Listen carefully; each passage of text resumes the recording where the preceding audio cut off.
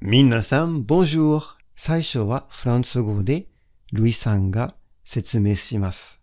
その後には私は日本語で説明するんですけど、その日本語はフランス語からの直訳です。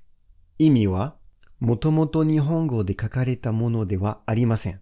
さらに長い日本語で書かれているのエピソードがもうすぐ公開されますので、ぜひチャンネルを登録をお願いします。みんなよろしくお願いします。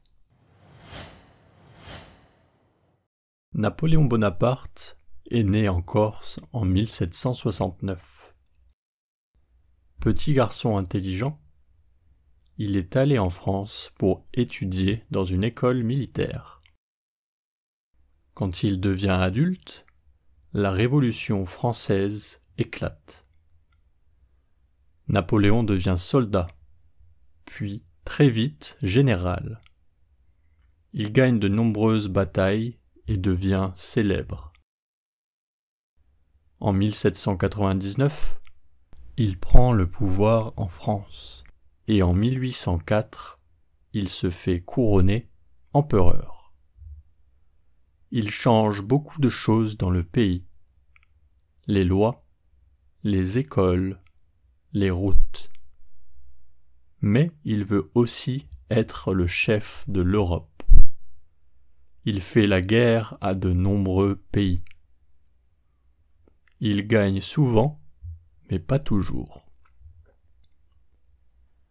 En 1812, il part en Russie avec une grande armée.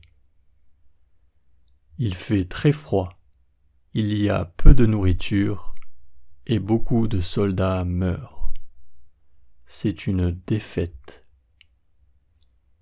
En 1814, il perd la guerre et est envoyé sur une île, l'île d'Elbe. Mais un an plus tard, il s'échappe et revient en France.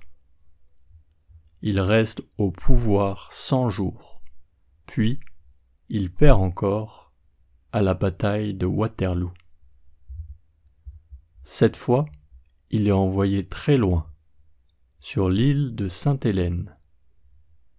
Il y meurt en 1821, seul, mais son nom est resté célèbre dans l'histoire. ナポレオン・ボナパルトは1769年にコルシカ島で生まれました。頭の良い少年だった彼はフランスの軍人学校で学ぶためにフランスへ行きました。大人になった時、フランス革命が勃発しました。ナポレオンは兵士になり、すぐに将軍になりました。彼は多くの戦いに勝利し、有名になりました。